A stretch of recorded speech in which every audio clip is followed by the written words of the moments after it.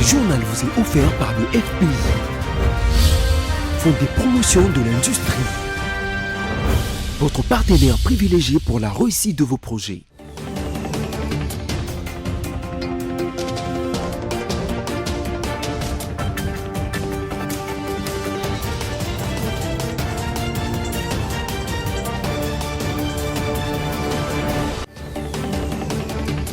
Bonsoir à tous et bienvenue dans cette grande édition du journal dont voici les sommaires.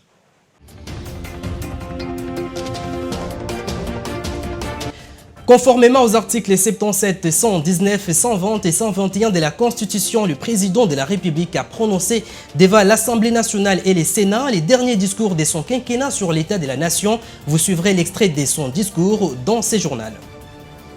Vital Kamerhe a participé à Luanda, en Angola, aux travaux de la 2e édition du Forum économique RDC-Angola dans le but de prôner le renforcement d'une coopération multiforme entre les deux pays. Et enfin, le directeur général du FPI, Bertin Mudimu Tshisekedi, a signé les termes sheets de l'accord de financement de 200 millions de dollars américains avec le directeur de financement interafricain d'Afrexim Bank en Égypte où il séjourne. Encore une fois, bienvenue si vous nous rejoignez. Comme annoncé, le président de la République, Félix Tshisekedi, a tenu le dernier discours de son quinquennat sur l'état de la nation. C'est mardi 14 novembre devant les députés nationaux et les sénateurs réunis dans la salle des congrès au Palais du Peuple.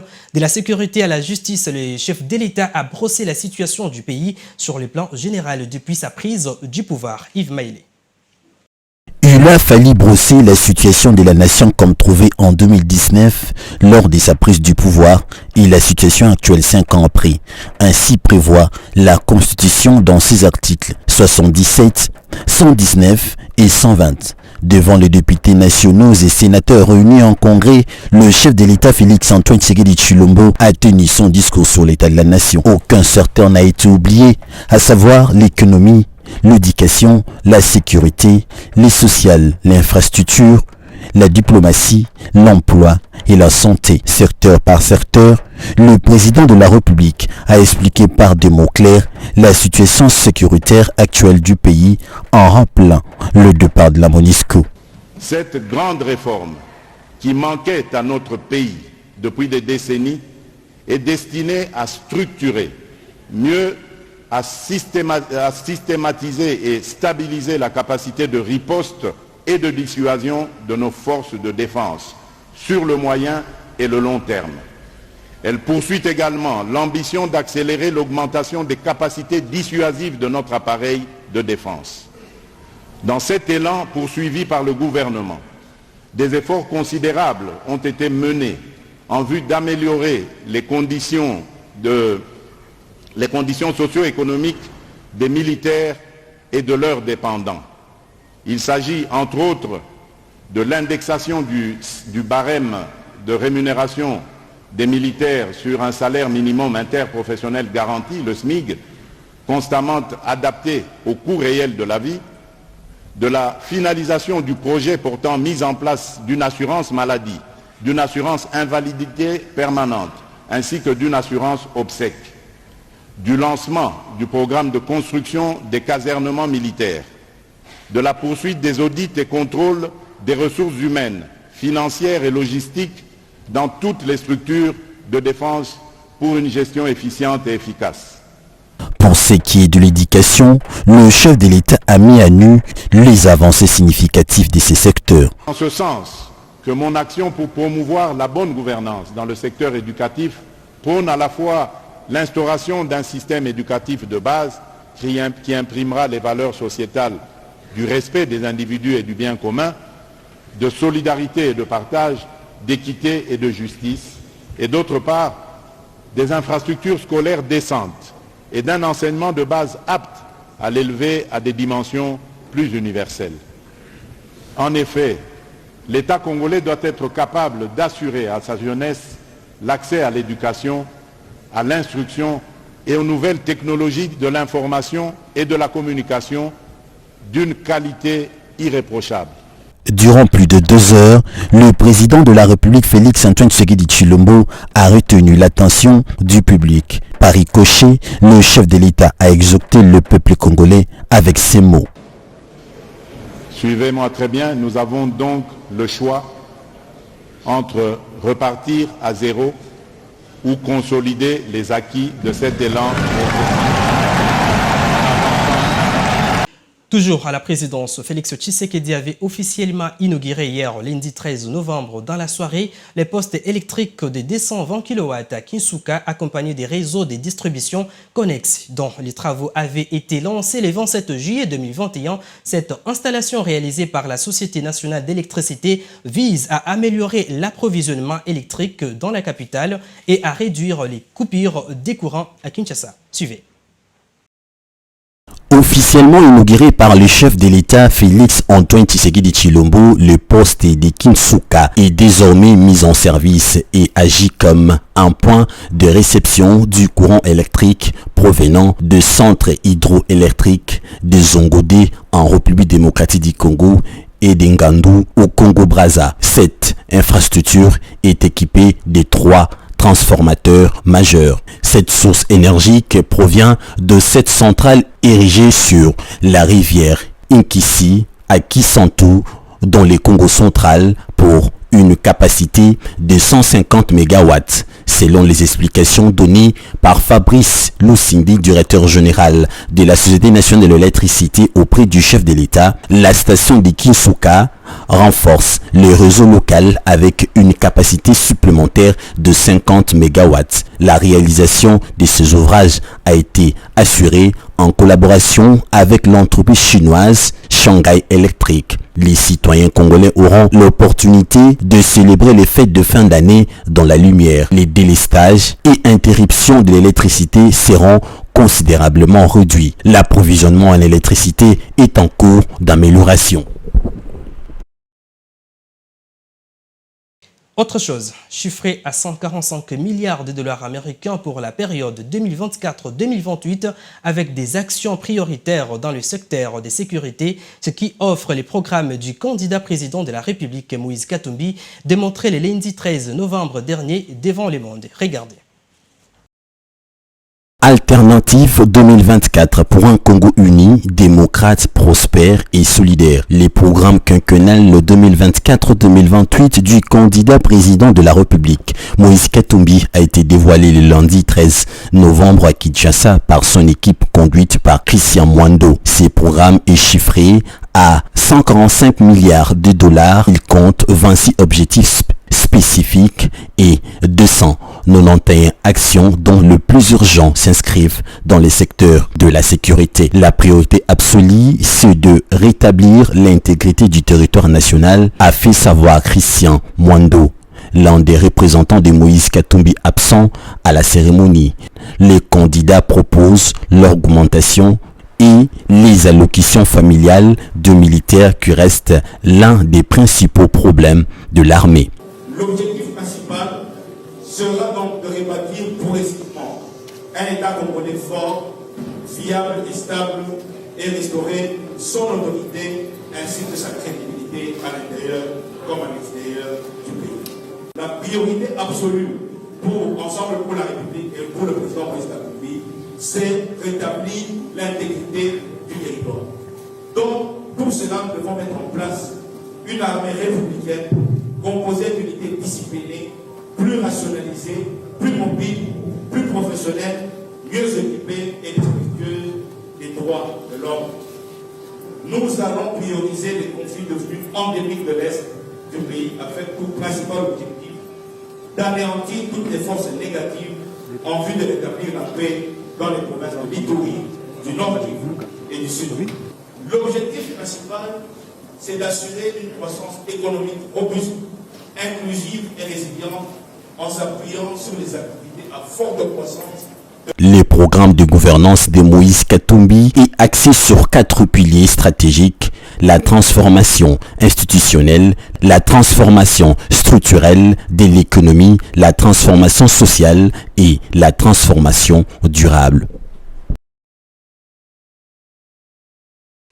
Le rapporteur adjoint de la CENI, Paul Muindo, est en séjour de travail au Congo central où il a lancé officiellement le lundi 13 novembre 2023 la cascade des formations du niveau 3 à l'intention des formateurs électoraux territoriaux, une formation qui leur permettra à leur tour d'aller aussi former les membres des bureaux de vote et dépouillement et de membres de ces centres locaux des compilations des résultats en prélude des élections du 20 décembre prochain. Les détails avec Patricia Boumolo. La CENI tient au respect du calendrier et travaille d'arrache-pied pour la tenue des élections dans le délai constitutionnel, parole du porte-parole adjoint de la centrale électorale lors de son discours au Congo central. Parmi les matières qui seront exploitées pendant cette formation de 10 jours aux 29 fêtes retenues sont les procédures de l'opération de vote, l'utilisation des dispositifs électroniques de vote, DEV, le remplissage des fiches, la notion des plis, de la transmission des données, l'archivage, les aspects financiers, l'andragogie, la réception de tous les électeurs. Voilà pourquoi le rapporteur adjoint de la CENI invite les participants à plus d'assiduité et de concentration tout en mettant du sérieux durant la formation.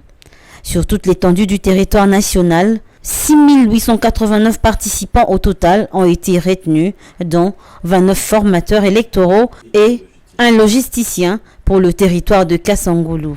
Il a par ailleurs demandé aux facilitateurs d'être à la hauteur de leur tâche et qu'après cette formation, un autre test sera organisé pour retenir les meilleurs d'entre eux. Nous saisissons l'opportunité qui nous est offerte pour vous souhaiter, au nom de la Commission électorale nationale indépendante, la chaleureuse bienvenue à l'antenne de Kassangoulou. Comme vous le savez très bien, la Commission électorale nationale indépendante, à chaque début d'une opération, organise la formation du personnel qui est affecté pour un renforcement des capacités et des mises à niveau pour les anciens, mais aussi pour les nouveaux.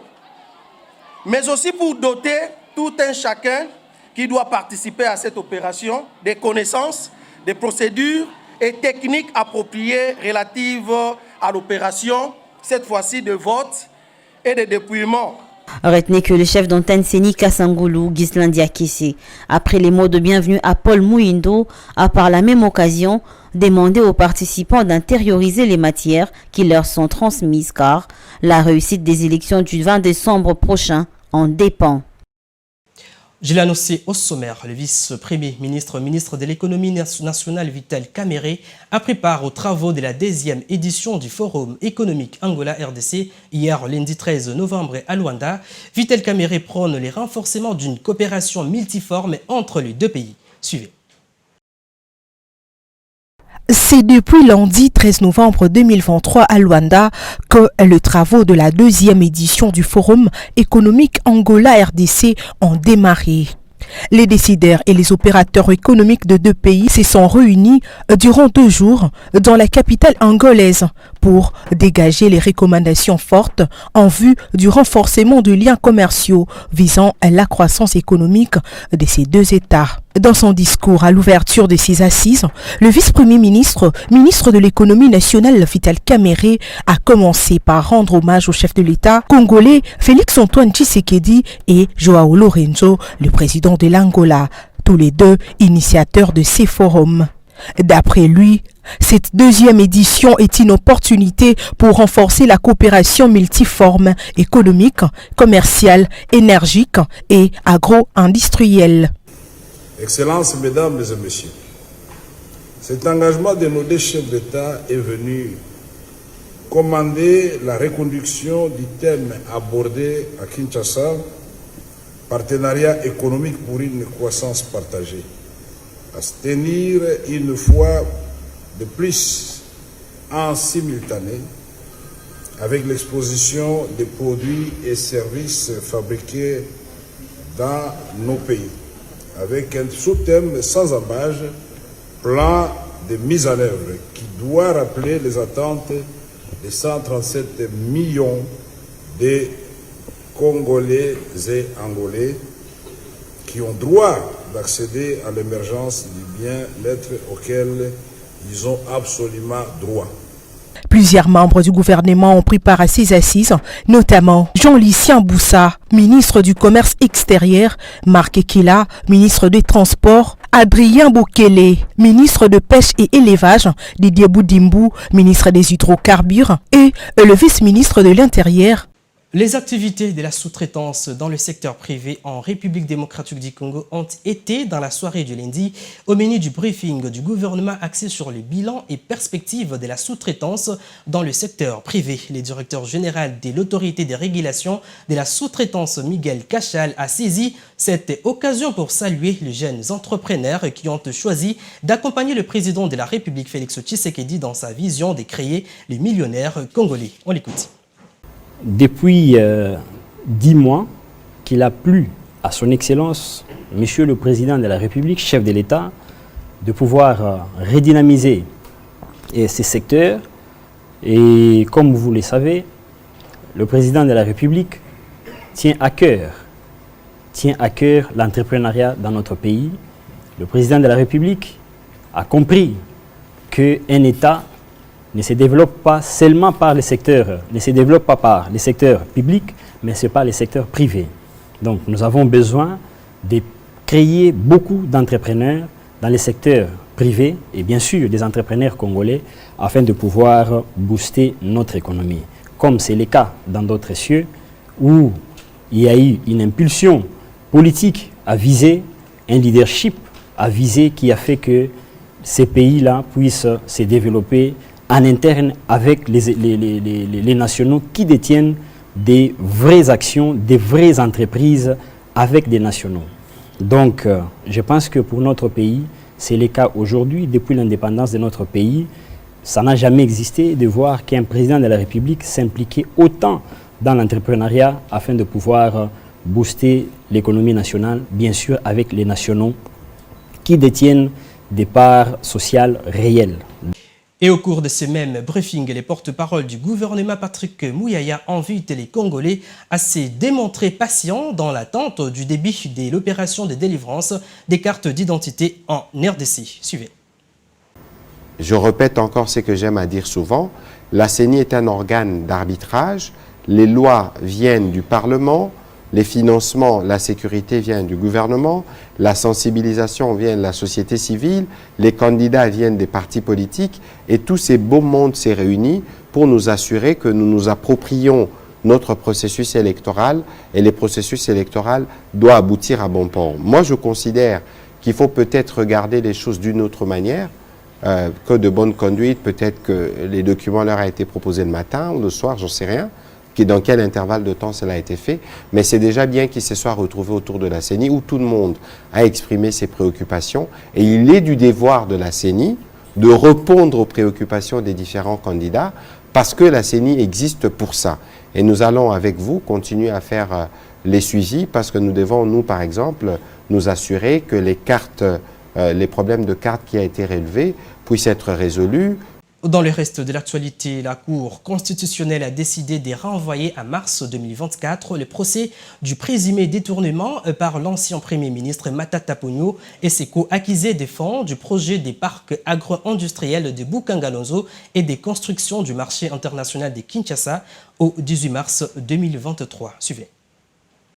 La Cour constitutionnelle a renvoyé contradictoirement au 18 mars 2024 la cause concernant le procès de la débâcle du parc agro-industriel de Bukangalonzo. Elle s'est donné cette prolongation pour permettre à Matata Ponyo de se concentrer sur les contentieux électoraux qui l'attendent et du fait que la Cour constitutionnelle est concernée par les processus électoraux en cours. Je crois que tout le monde est fixé. Pourquoi la remise à cette date-là? Nous savons tous qu'un des prévenus est candidat aux élections présidentielles. La Cour étant elle-même protectrice et la garante des droits fondamentaux reconnus aux citoyens par la Constitution, elle n'a pas voulu empiéter ou perturber son exercice normal et constitutionnel pendant cette période-là. Et juste après, tout le monde sait que la Cour entre dans un processus de contentieux, des résultats qui prend officiellement fin le 11 mars. Passé cette étape-là, la Cour va reprendre son cours normal et rendez-vous est fixé au 18 mars 2023. L'audience est levée. L'ancien Premier ministre est le principal accusé dans cette affaire d'avoir détourné plus de 110 millions dans le projet Bukangalonzo et plus de 85 millions dans celui lié à la construction du marché international de Kinshasa. Par ailleurs, Augustin Matata Ponyo, candidat à l'élection présidentielle prévue le 20 décembre 2023, a trouvé un soulagement car il dénonçait le fait que sa poursuite visait à l'écarter de la course à la présidentielle. À l'occasion du 75e anniversaire de l'Organisation mondiale de la santé, une journée porte ouverte a été organisée lundi 13 novembre 2023 au siège de l'OMS à Kinshasa, où le ministre de la Santé Samuel Roger Nkamba a tenu un discours chaleureux devant les représentants de cette organisation mondiale. Commentaire. Dans les discours du ministre Roger Nkamba à l'occasion du 75e anniversaire de l'Organisation mondiale de la santé, il a demandé à tout le monde de mettre ses ressources en commun pour construire un avenir où la santé ne connaît aucune barrière et où personne n'est laissé pour compte. Pour les ministres, grâce à sa constitution, l'Organisation mondiale de la santé a servi de modèle d'inspiration et d'orientation ouvrant la voie à la collaboration internationale, à la recherche et à l'élaboration des politiques qui façonnent la santé publique à l'échelle planétaire. Il a par la suite confirmé que le gouvernement est déterminé à tracer la voie vers une couverture santé universelle en garantissant que des soins de santé de qualité soient accessibles et abordables pour tous. Quant aux représentants de l'OMS en République démocratique du Congo, il met en lumière les contributions de l'Organisation mondiale de la santé aux soins de santé au Congo et discute des progrès réalisés en matière de santé mondiale au cours des 75 dernières années. Il souligne également les défis rencontrés pour parvenir à des soins de santé universels et lutter contre les inégalités dans l'accès aux services de santé essentiels. Et cette petite sensibilisation avant de passer à autre chose. Retenez que la campagne des vaccinations contre la poliomyélite débute du 16 au 18 novembre 2023. Chers parents, faites vacciner vos enfants de moins de 5 ans. Les vaccinateurs passeront de porte à porte dans toutes les provinces de la RDC. Levé de 200 millions de dollars américains par les fonds de promotion de l'industrie FPI auprès d'Afrexim Bank, le processus tend vers le bout du tunnel lors de la participation à la 3e édition de la foire commerciale intra-africaine qui se tient du 9 au 15 novembre 2023 en Égypte. Le directeur général du FPI, Berthe Moudjimou Tshisekedi, a signé les termes chutes de l'accord de financement avec le directeur de financement interafricain, Ayman El-Zegbiou, d'Afrexim Bank. Cette étape est conduite à la prochaine et dernière étape qui va se tenir au mois de décembre prochain et qui va marquer l'approbation par Afrexim Bank, les financements de 200 millions de dollars américains à accorder au FPI pour la construction de la route Mbujimayi-Kananga. Suivez. Connecter les marchés africains, c'est le thème de la 3e édition de la foire commerciale intra-africaine IATF qui se tient du 9 au 15 novembre 2023 au Caire en Égypte.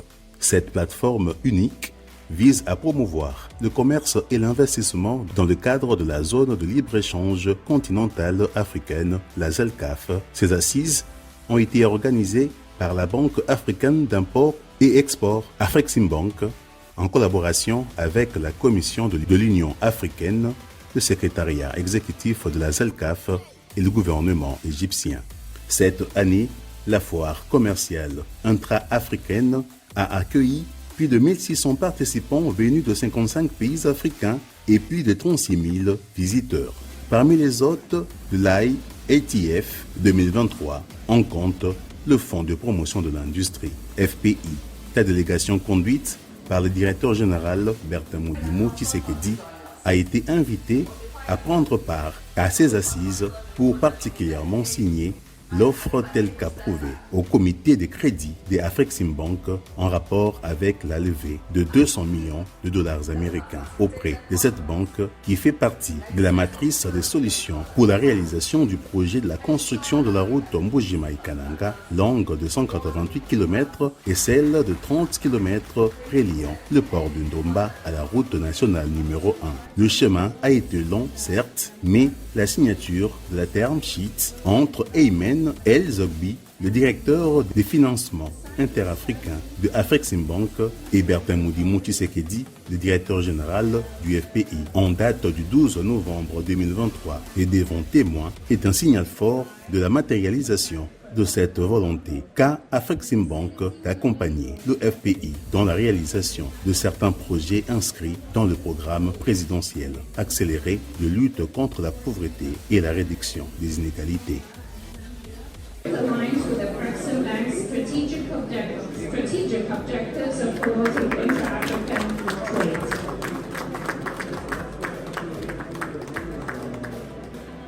Très satisfait de cette avancée, le directeur général du FPI a tout de même rappelé à son partenaire que l'urgence s'impose pour que ce processus soit clôturé et que ce financement puisse permettre au FPI d'accélérer les travaux sur le terrain.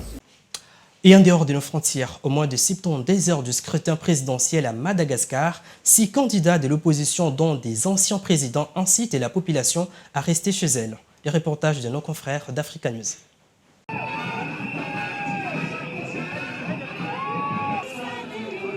À moins de 72 heures de l'ouverture des bureaux de vote à Madagascar, 6 candidats de l'opposition, dont 2 anciens présidents, ont déclaré lundi ne pas vouloir participer à l'élection présidentielle. Ils invitent les Malgaches à rester chez eux. L'objectif, c'est toujours de dire à la population, surtout les voteurs, de ne pas aller voter. Engagé lui aussi contre le processus électoral, l'ex-président Eri Rajaonarimampianina ne croit pas dans la sincérité du scrutin. C'est vraiment une élection avec, un forcing d'un candidat pour pouvoir être élu. Donc ce n'est qu'une mascarade. Cet ancien dirigeant de la Grande Île fait clairement allusion au président sortant André Rajoelina, mais les Malgaches semblent partagés sur la question du boycott. On ne peut pas inciter les gens à ne pas voter, parce que les Malgaches ont le droit de voter. Non. Je ne vais pas voter, je dis parce que c'est pas bien. Madagascar est en proie à des manifestations et violences depuis l'annonce de la candidature de André Rajoelina pour un second mandat présidentiel. L'opposition menée par un collectif de 10 candidats ne manque pas de mots par ailleurs pour décrier les intentions du président. Ce dernier les a accusés récemment de vouloir semer le chaos dans le pays.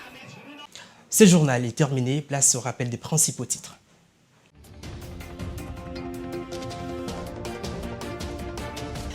Vous l'avez suivi dans ce journal, conformément aux articles 77, 119, 120 et 121 de la Constitution, le président de la République a prononcé devant l'Assemblée nationale et le Sénat les derniers discours de son quinquennat sur l'état de la nation. Vital Kamerhe a participé à Luanda en Angola aux travaux de la 2e édition du Forum économique RDC-Angola dans le but de prôner les renforcements d'une coopération multiforme entre les deux pays. Et enfin, le directeur général du Fonds de promotion de l'industrie, Bertin Moudimou Tshisekedi, a signé les termes sheets de l'accord de financement de 200 millions de dollars américains avec le directeur de financement interafricain des Afrexim Bank en Égypte, où il séjournait. Ce journal est complètement terminé. Merci de votre réelle attention. Au revoir.